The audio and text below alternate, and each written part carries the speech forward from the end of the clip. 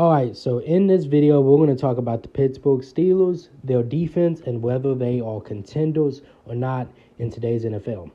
But before we do anything else, we're going to go into exactly who their team consists of, go down to each of their players, the depth of each position, and basically explain why this defense is so good right now.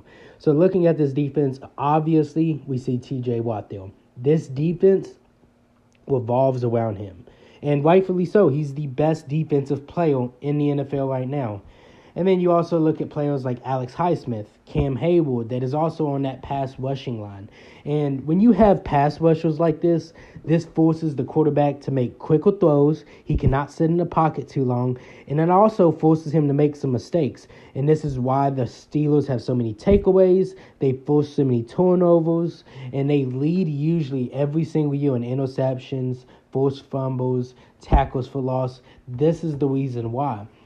And then also you have players like Joey Porter Jr., Minkah Fitzpatrick, Patrick Queen, who came over from the Baltimore Ravens defense, the Baltimore Ravens defense was the number one defense last year.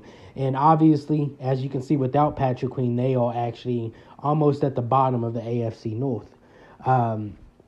And then you also have Landon Roberts. Deshaun Elliott came over. Dante Jackson came over from the Panthers. Dante Jackson, I believe, had 2 interceptions week 1 against Atlanta. I mean, Dante Jackson and Deshaun Elliott is definitely not no pushovers, but they're not the stars that Joey Porter, Minkah Fitzpatrick, and those guys are. So when you look at this defense, who can you throw to that you can trust that your wide receiver will be greater? Because Joey Porter last year was the best rookie cornerback. And obviously this year he's having some trouble, but he's still one of the best cornerbacks in the league. And when you throw it to a guy like Joey Porter, he's going to shut down your wide receiver. He has shut down number ones like DeAndre Hopkins, just a number of those wide receiver ones. I mean, Joey Porter has shut those guys down. And then you have TJ Watt, who, is obviously going to be TJ Watt, get those stops, get them sacks. He even, goes into coverage sometimes. So when you have a defense like this, it makes it really hard to decide who to throw to. Because when you look at your wide receiver open, or you see him covered maybe with one guy, now you got to look at who's covering him. Is Minkah Fitzpatrick near him? Is Patrick Queen near him? Is Joey Porter covering him? That's the things you got to think about whenever you throw it to those guys' directions. And also, this defense has just been astronomically great. They're holding teams below 10 points on average. That is an insane statistic when you think about it.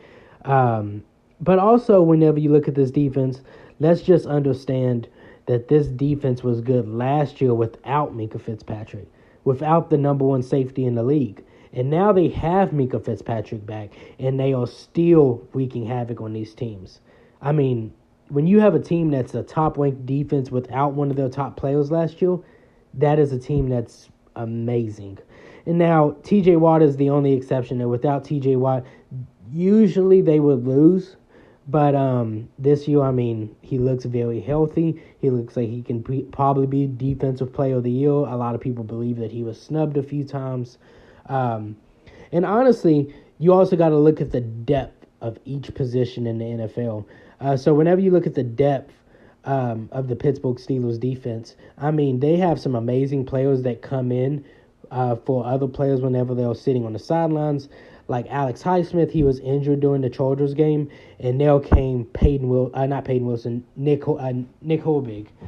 Nick Herbig had a lot of great plays during that time. And then you have people like Peyton Wilson, who is arguably one of the best college players during his college tenure, and he's on the Pittsburgh Steelers, which I don't know how the NFL would let the Pittsburgh Steelers get a stud like that, because Peyton Wilson is obviously just a starter on other teams that he would go to, but due to the talent that is on the Steelers, he's going to sit back, probably for this year and, probably start next year. And then you also people like Corey Trice that was, heavily regarded as a superstar coming into the NFL. But the Pittsburgh Steelers have him coming in as backup beyond Dante Jackson. There's just a lot of guys in the Pittsburgh Steelers that don't get the recognition that they deserve. and then also they signed back step up big on the top. Edmonds was a great safety that the Steelers had during the 2020 year with Juju Smith-Schuster and whatnot. Second and 10.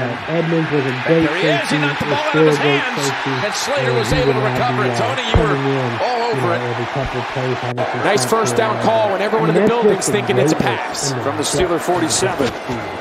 Now, Cousins from a collapsing pocket throws an interception. Dante Jackson in his Steelers debut inside the 20.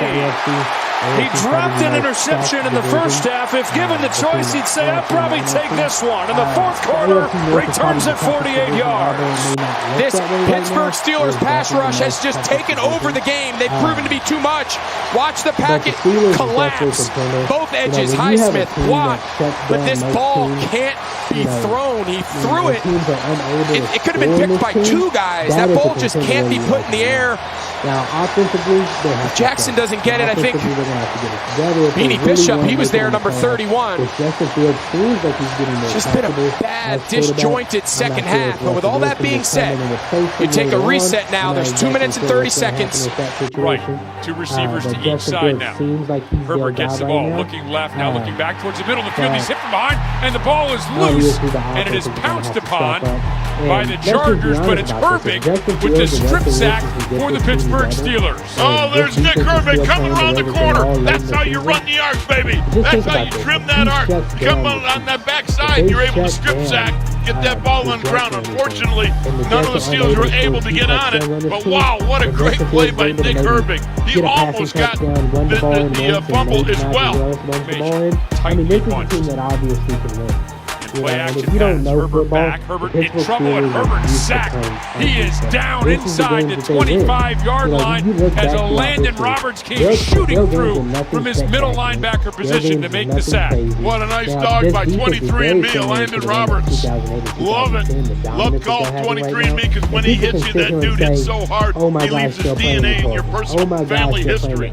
He will put it on you, and that was a nice once-and hit by Landon Roberts. You were almost right. The Chargers had you went back clean at the first sack. Right, well, not in the first sack.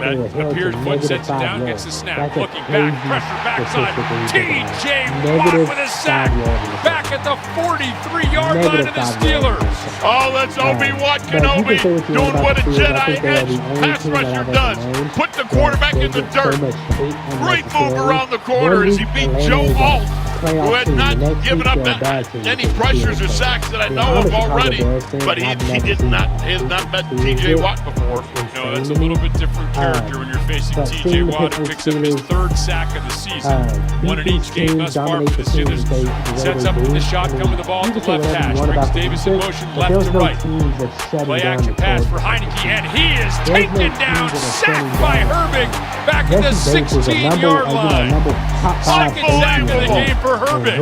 What a great job of beating the offensive tackle off the line of scrimmage. The guy didn't have a chance against him as Herbig was by him so fast. All he saw was the smoke from the tailpipe. Don't know until it happens. That was Trey Pipkins, the remaining here in the fourth quarter. I'm going to make some more videos about some other teams. Heineke back. Heineke hit by Hayward. Down he goes. Hayward will pick up a half a sack. We'll have to see if Watt gets a half a sack or if it goes to Cam Hayward. Either way, Cam Hayward is by himself now, second in sacks in Steelers history as he moves past the great James Harrison. Oh, would you let the Lion King roar there, baby?